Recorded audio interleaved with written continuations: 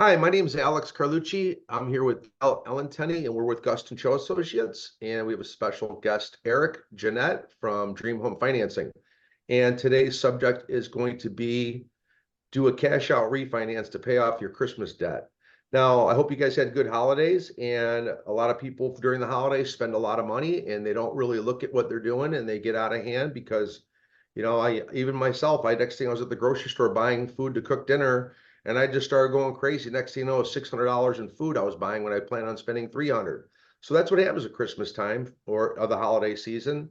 And people put on their credit cards, and I'm seeing a lot of credit card debt and buy now, pay laters on these charts. And people are studying what people's behavior is, and people's credit card debt is at the highest it's ever been. It's over 1.2 trillion and Americans have on the credit cards, and that's highest ever. And with the credit card interest rates being 25, 30%, and these buy now, pay laters charging you a high fee, people are getting really behind on their bills. If they had to buy a car in the last couple of years, they have spent $1,000 a month when 2 years ago they could have got a car for $500 a month. So inflation and these interest rates and these credit card debts is just starting to slowly catch up on people, and it's blindsiding them. I'm hearing a lot of horrible stories when people call, and right now I see high values in homes that I'm not sure it's going to hold, but it could. I don't know the future, but my speculation is that even the house prices have to get corrected to make things affordable. Not only do we need lower rates, lower car prices, lower food prices,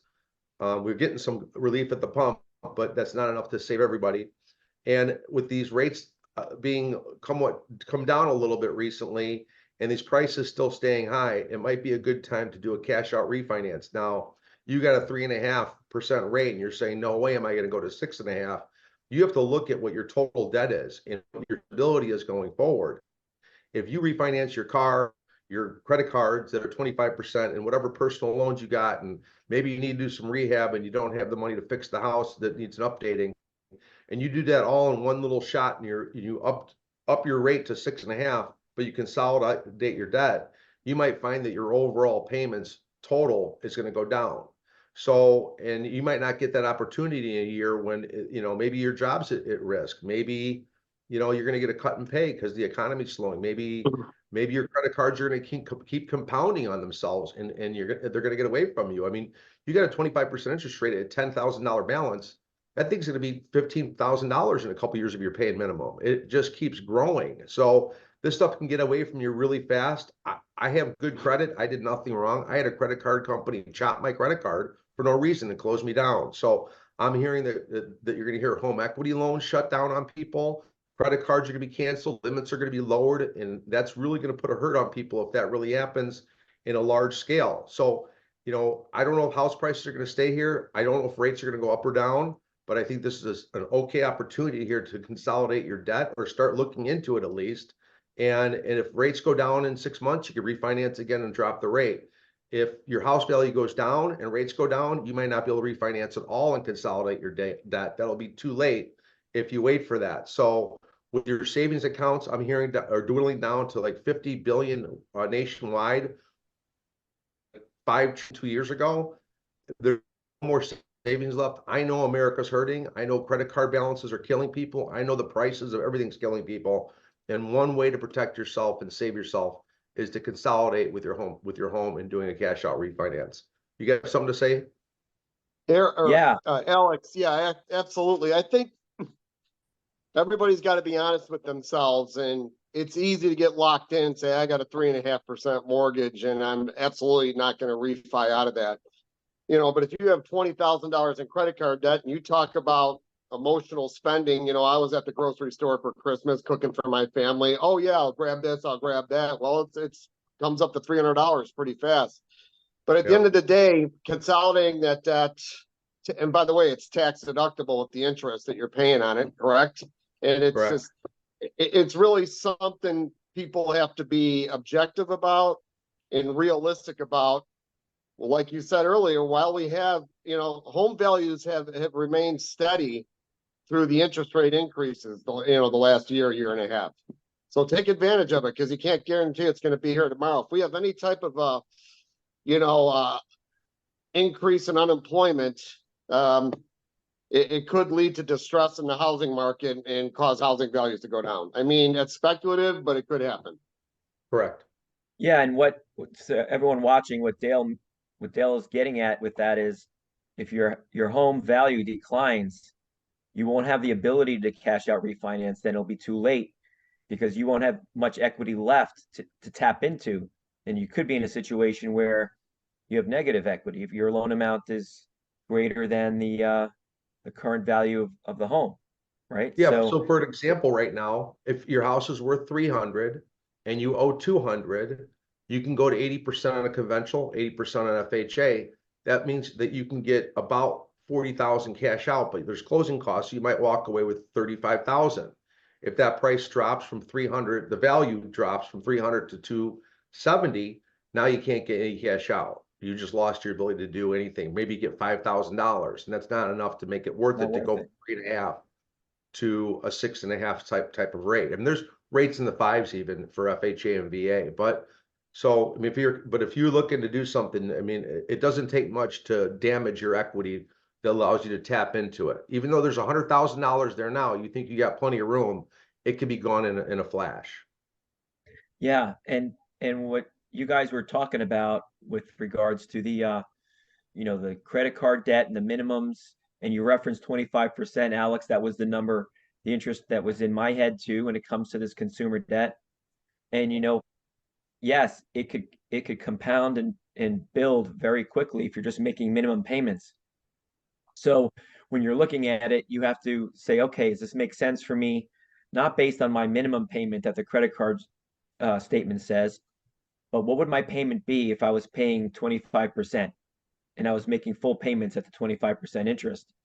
And look at it like that, and then also you have to figure the long-term uh, consequences of, making minimum payments over 5 years. I mean, you used the 2-year example in that $10,000, you'll be up at 15,000 in 2 years, but you will have doubled it in 4, right? Yeah, yeah. So, and then now you've got a hole you can't climb out of, and you wish you would have knocked it out completely, just knocked it out, and maybe had a little bit of a higher payment on your mortgage, or maybe more than a little bit of a higher payment because your rate might be higher when you refinance, but still in the end, you're financially in a better position. And you got to think long term when it comes to these things. And here's another thing that's not a bad idea is I mean, with these home equity loan lines, if properties start dropping, they're going to start canceling those balance. If, like, let's say you want to get a home equity line for a case of emergency, they're going to just cancel it. That's what they did in 2008. I'm not expecting 2008 price corrections, but we could get some price corrections where the banks say, "Hell, you got a home equity line, we're canceling it." So if you are worried about your job, I talk to a lot of people. I do a lot of surveys on my own. I ask people how their industries are doing, and I'm hearing there's a lot of industries that are struggling. Trucking struggling, realtors are having trouble paying their rent at the real estate offices. Realtors are struggling, mortgage brokers are struggling. So when everybody else is slow, I mean, the restaurant starts slowing down. People can look around and say, you know what, I'm worried about my job. If you feel like you're the low man on the pole and you know that your industry's slowing, your owner's not going to be able to hang on to you forever. I mean, it's just a matter of mathematics at that point. And if you can get some cash out of your house because you don't have any savings, put it away. And here's the good thing: if you do FHA or VA, let's say you do take out your maximum cash out, you put it in the bank for a rainy day. If you lose your job tomorrow, your $100,000 job, and then you get a job for $40,000 in 6 months. The good thing about FHA and VA is you can do a streamlined refinance, and it doesn't matter how much money you make, and you can still take advantage of dropping your interest rate. So if you were to do this for an insurance policy on you thinking that you're going to lose your job, it's not a bad idea. I've thought about taking out a home equity line or taking out some cash myself because you never know. It could get ugly or it could be great. I don't know. But if you're looking around and like, uh-oh, this is happening, maybe get the cash out while you can, while the high prices are high, you still got your good job and you have that cushion if it makes sense mathematically for you. Yeah, I think Absolutely. And go ahead, Eric. Go ahead. I was going to say, yeah, just one quick thing is, yeah, too often people just look at their current rate and they make that very quick, short-sighted decision. Well, my rate's here, I don't want to go here, and they don't think about all the other things you talked about. That's it. Yep. Yep. Hey, if you're fortunate enough to own an investment property out there, one thing we've seen also during this last year and a half is rents going up, and properties are probably cash flowing even better. I just had one of my old customers call me today about cashing out on two of her investment properties for not necessarily for debt consolidation and home improvement. So if you're one of those people, that's an option as well. You don't have to touch your primary house. Well, here's another thing. If you're a savvy investor and you think that, you could use you want to take advantage of some prices, maybe dropping 15%, 20%, and now you got a good cap rate on an investment property, you could take cash out, put on the sidelines, wait for a small pricing correction, buy yourself investment property with it. That's good. That is good money to use towards down payment. If you don't have 20, 25% down for investment, take advantage of this equity now while you got it to flip it into an investment property. Yeah, and I know 100%. we've Yep. seen a significant decline in people looking to buy investment properties and over the last 6 months, but because of rates have come up. But I think this is the best time because if you could get a property to cash flow with the interest rates where there are now, and then when they drop again, you refi, you're really crushing it from a cash flow perspective. Yeah. Hey, just a reminder, if you have a $300,000 house, typically you can go up to 80% of your home value or $240,000 loan amount to consolidate debt along with paying off your mortgage. Right. And just to give you an idea, I'm going to guess, I don't know, but I'm going to guess, on increasing your loan balance from 200 to 240 and going from a 3 to a 6.5, might be $300 or $400. But if you're eliminating $900 or $1,000 in credit card payments, personal loan payments, car payments, then you're saving net, $600 a month, let's say. That's a relief to you, not bad for you. And then if rates drop to 3.5, you get that mortgage payment down where it's only $200 more than you were originally when you first started this. So you get close to where you originally were with you don't change your total mortgage payment much by paying off all your debt. So that's how you got to look at it. Take advantage of the value now. Understand maybe you're going to refinance again and take the cash out and then refinance again, and it won't be so bad. So keep that in mind. Alex, if I tell people like, hey, if you're refinancing and your mortgage payment is going up $300, but you're eliminating $900 a month in credit card debt, take some of that savings, $200-300 a month, and do apply it to principal on your mortgage every month. Right. Or put it in you can do that. Yeah, or put it in a savings account.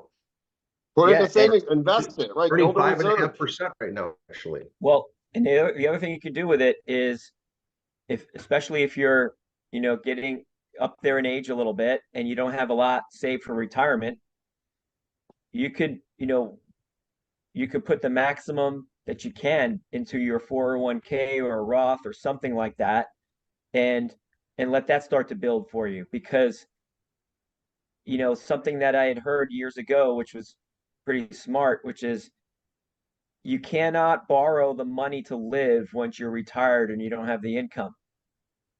Right? That's a great, yeah.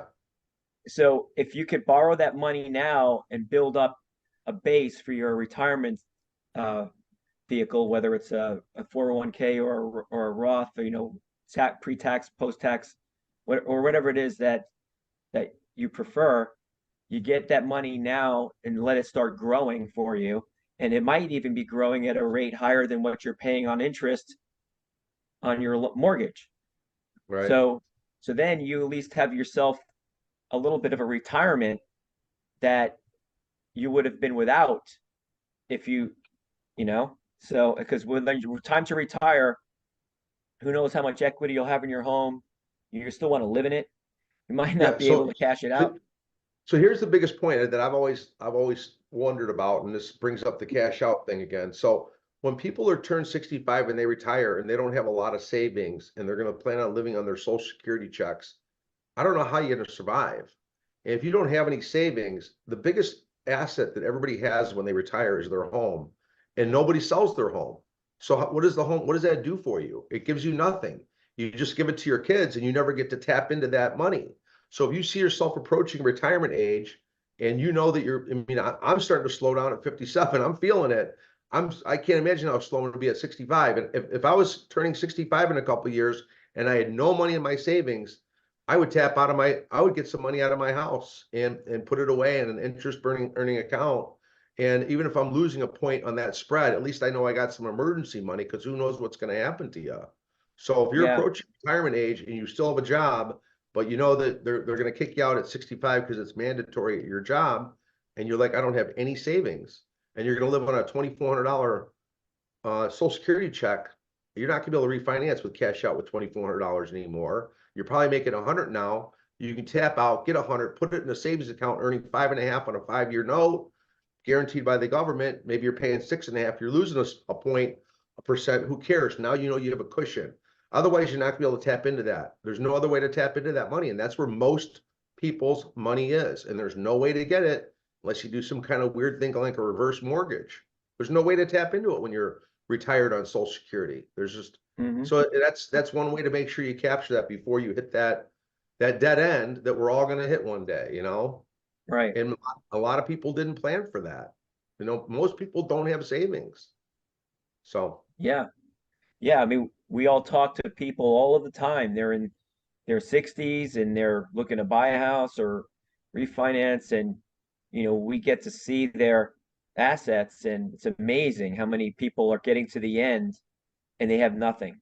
they have nothing. Yeah. They haven't planned, or they just living for today, not tomorrow, and Yeah. spending and going on vacations, buying cars. And their house is their only asset, and they need to live somewhere. You know, you can't just sell it and rent something and get a better, you're not probably not gonna get a better deal than you got, even if you get cash out. Rents are through the roof. Yeah, the Rents are only through the roof, exactly. But, Yeah. but who wants to sell their house that they lived in for so long? Unless you don't care, then sell your house and rent something. You live on the money that way. yeah, But the only thing that I could say is if you own your house outright and you're in an area that has very low taxes, then you might be kind of okay. If it doesn't cost you much for you to keep the roof over your head in your retirement. But yeah, you still need something more than the Social Security check, like you said. Otherwise, you're going to find yourself, you know, um, working a job somewhere until you go. and God Which forbid Yeah. you have a health issue and your insurance is your Medicare doesn't cover all of it. You got to pay 20% of it, wipe you out. You yeah, know. yeah. You So guys got anyway, anything else? Yeah. All right. no, I think No, I the think we bottom line touched is, on a lot of it. I just think sometimes people get hung up on the optics, and you got to look at your whole financial situation and really don't carry 25% credit card debt if you have the equity in your house to pay it off. It's so liberating to get rid of credit card debts. I've did it like 7 years ago and I have no debts, and it's so great to live that way. I'm getting scared that in the near future I'm gonna have to start using my credit cards again, but it's real nice to get rid of that debt, you guys, and just have one payment. Trying to keep up with 6 different payments is just a very stressful situation. Your yeah, happiness, it's hard to be happy that way. the I important, encourage anyone who's listening to this or watching this to talk to a financial planner if you have one, just because I think they would agree with us. Yes. yeah. Yeah, And if you do don't pay off take those our debts, if you do pay off those credit cards, just because you have a zero balance, you can't go run out and run them up again. Right. Yeah. Right. Bury them in your backyard for an emergency only after you. Because the worst thing you do is do cash out, pay off your credit cards, and then max your credit cards out the next day. That would be a financial mistake. Huge. Alex, now on a lighter note, speaking of credit card debt, how much did that beef tenderloin cost you for Christmas? $169. I got 2 of them. Seriously. Yep. And then I got crazy and I bought some scallops. Oh, And then that's good. crazy. Next thing you know, is wine, and I right. bought a bottle of Everclear. So here's a trick, you guys. So I cook a beef tenderloin, which is a filet mignon roast. It's all in one. It's what they use to chop filet mignons up. And you have to sear it before you put it in the oven. And I put it on my friend's grill where I cook at. And I take Everclear and pour it in the grill, because I used to put olive oil in it, and I dirtied his grill and he got really mad at me. So I took Everclear, and this big flame goes up and it sears the meat fast and hard without cooking the inside. So it's a great way to darken that meat and get it closed up so the juices stay inside the meat. That's just a tip from your your mortgage friend, Alex Carlucci. Yeah, we've used Cooking tips. Everclear for a lot of things in the past, but never for cooking. Yeah, it's great Yeah. for the grill In and searing college, your. in college, we used to soak our hands in it, light it on fire. I used to Burns in off college. really quick. On college, I used to drink with it. I used to get drunk on it. So those are the good old days. That's Arizona State for you. When I was 17, we were drinking it for 2 days in a row with Hawaiian Punch. That's what we And used to drink with. my eyes started tearing really badly. And then we looked at the label and said may cause blindness. Yeah, it's a great way to meet your wife, though. You and your, it's a good way to meet your wife. Yeah. Nothing says I love you than toasting to a sip of Everclear with your wife. Yes. Yeah. With your future wife. So don't refinance to cash out and buy, a few bottles of Everclear. No. Unless you're cooking a filet roast. Right. That's all I've got to say for tonight. I think that was good. Yeah. All right, you guys, thank you very much. Hope you have a great new year and cash out refinance. Pay off your Christmas bill. Thank you very much. Have a great night, everyone. Take care. Bye-bye.